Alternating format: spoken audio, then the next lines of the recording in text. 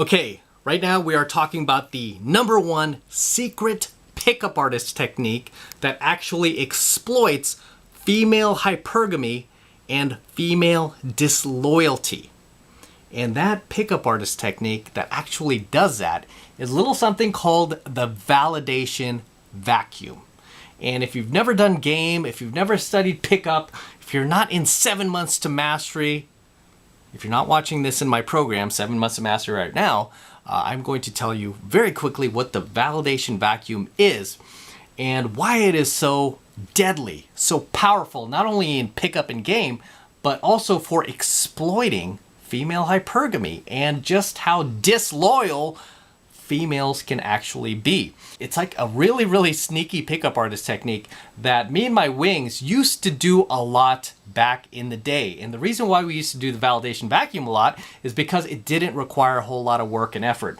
All it required us doing was walking into random venues and taking over the work of some poor schmuck, some AFC, which we used to call an average frustrated chump, working some girl all night, and we just kind of stand behind him while he's working the girl, and then we'd start getting the girl's attention. So I'd be like, just get her attention, start winking at her,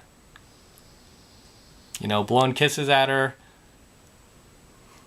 kind of nudging her to meet us outside, right? And then she would ditch that dude who was like basically talking to her all night. A lot of times he did buy her free drinks. And she would meet us outside, we would take over his work, and then we would leave with the girl. Or we would physically escalate with the girl. Or a lot of times the girl would just take us home. Right? And we really didn't do much work. And this is something that we found very, very alarming in female behavior. It was discovered by other pickup artists, don't get me wrong. I'm not saying like we are the originators of the validation vacuum. No, we discovered it ourselves. This is before it was given a name. We discovered it ourselves just by going out constantly and doing this. We're like, wow, this is insane that we can take over another guy's work, another guy's effort, another guy's investment in a girl and just take her away. And just replace him with us. We could just take his place. And she'll just treat us like we were him. How crazy is that? You know, and it was very, very odd to us because we're like, it doesn't even matter who the player is as long as somebody takes over. This is something we were doing quite a bit back in the day, especially when we got to a point where we got very lazy with our game because we were going out literally every single night. It was insane. At one point, we were going out every single night. We were talking to so many girls that it just became exhausting to sit there and go from approach to close multiple times per night with a girl. I mean, some would pop, some wouldn't.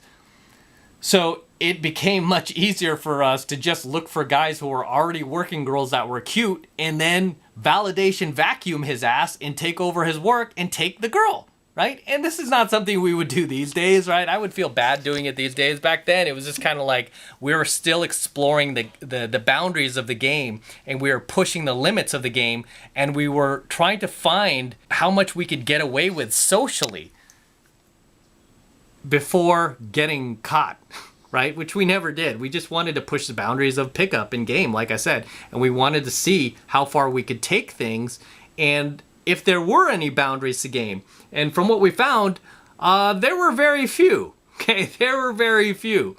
And this is one of those techniques that we stumbled upon just because we kept comparing notes that we're like, hey, you know those times that we were bored and we're just kind of sitting back, we were done for the night, and we saw some poor schmuck working some cute girl. Just to mess with his set, we would go behind him and kind of like flirt with a girl and wink at her and blow kisses at her, and then she would get like super attracted. Then the guy would like run off to the bathroom or run back to the bar to get her another drink, and we would take her and we'd just leave with her, and the girl's like, oh my gosh, you're so hot, who are you? Oh, you're so cute. Oh, I love the way your style, I love the way you talk, I love that, you know. And it's crazy. The validation vacuum was alarming to us in the sense that it showed us that, you know, and I'm not going to say all, but I'm just going to say most. Most women had zero loyalty for the guy, that they were talking to that night. I mean, and for the most part, guys that they had, the poor schmucks they had waiting for them at home. And this is why to this day, I mean, I remember back in my blue pill days, if you were to ask me, who's more faithful, men or women? I would be like, oh, women for sure. Men, us men, we're just cheaters. We're just cheaters, right? And I would probably just say that just based on the social narrative, what the social narrative keeps telling. It's like, nope, women are the faithful ones. You guys are pigs. You're all cheaters. Not once I started going out regularly and I was just out there constantly 4 to 5 times per week. Very quickly I changed my mind. Very quickly when I saw the behaviors of so many women out there, even women who had rings on, like blatantly had their wedding ring on their finger, just cheating. It's like, why were you in the club anyway? What are you doing here? You're married. You know, you shouldn't even be here. It was things like that. Whereas when it came to guys, it's not like I didn't see guys cheat, but when it came to guys, and they would be talking to a girl, even if a cuter girl walked by, just out of having morals, the guy would not just ditch that chick to go talk to another one because he would feel bad, right? He would feel bad, like, oh, I don't want this girl to feel hurt, even though she would totally do it to his ass and not even think twice about it, not even feel an ounce of guilt. Right? It just showed us the level of disloyalty that females can have. Right? And then this kind of transcended onto just girls we would game who would have, who would be in relationships, who would have some poor schmuck waiting for them at home. A lot of girls lie to me about the fact that they were married and tried to tell me that they were separated from their husband. Oh, we don't even sleep in the same room. And I would literally tell them, like, no. I'm like, you're still living in the same house. You're married. Don't tell me that. No, it's true. I'm like, yeah, I'm not going there. Right? I'm not going there because I don't like to mess with married chicks. But just the level of disloyalty, the level of hypergamy, just blatant hypergamy. I mean, when we would do the validation vacuum, the fact that these chicks, like, who were talking to this one guy for hours before we even came along, and then we just stand back for 5 minutes and like blow a few kisses and wink at her a couple times. She's just ready to leave with us because we look cooler. What does that tell you? That's hypergamy at work right there. She's like, oh shit, this guy is alpha. If he has the balls to do this in front of this guy, he's more alpha than the guy I'm talking to. I must go with him. I must go with him. And then of course she would. She'd be like, oh, you're way cooler than that guy. He was buying me drinks all night. What a chump. So the validation vacuum exposed just blatant female disloyalty and blatant female hypergamy.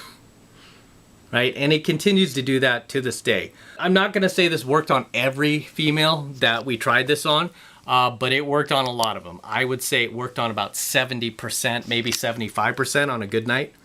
And then there would be 25% who would just kind of be like, just look at us. We'd be like, and then she'd just kind of be like, just smile. And then she'd go back to just focusing on the guy she was with, and usually that guy was somebody who did invest his time with her that night. And she just felt morally like, hey, I'm talking to this guy. Yeah, you're cute. That's cute, whatever you're doing back there. But I'm sorry, I'm talking to him. I've been talking to him all night and, maybe I'll meet you on another night type of thing. Or if the girl had a guy at home, she just wouldn't go there. Like the validation vacuum was just, it wouldn't work on her because she wasn't like living for the moment. She was living for the future. She's like, nope, I got a man at home. I'm not going to screw this up for some random guy that's here at the venue, even though he's cute. I'm not going to mess up my relationship. I'm just going to let that go.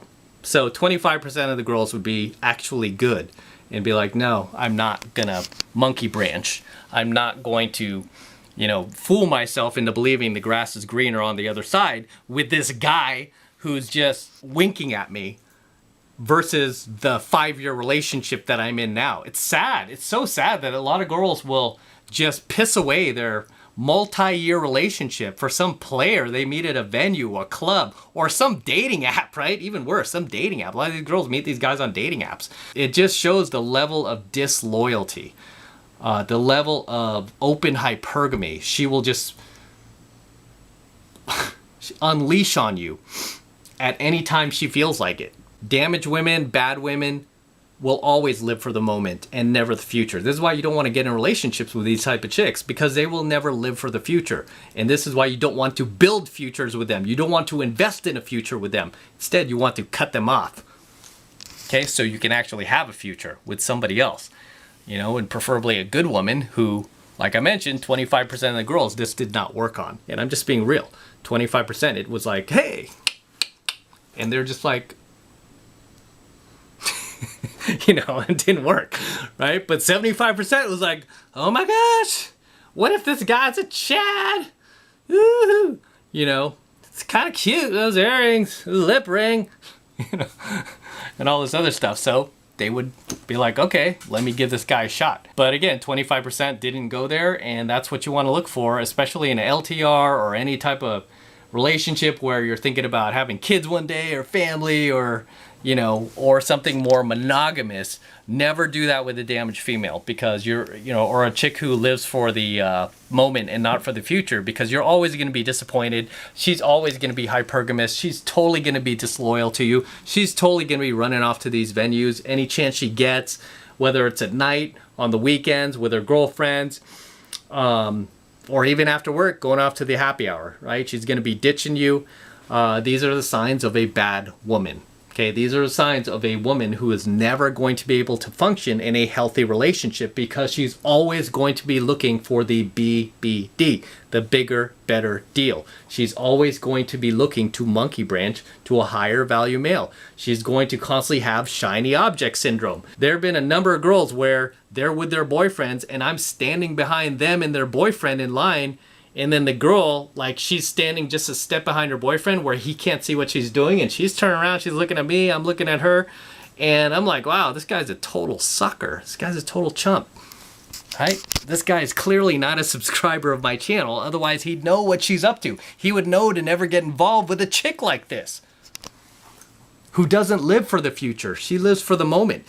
Girls like that will always put your relationship at risk. They'll always sabotage your relationship. They'll always look for reasons to get back at you. You know, these girls who are always like tit for tat. Like if you do something or say anything to them that they don't like, they'll use that as an excuse to backwards rationalize cheating on you, not coming home, disappearing with their girlfriends, just doing some shit behind your back, right? These are girls that you should avoid at all costs, even just casually dating.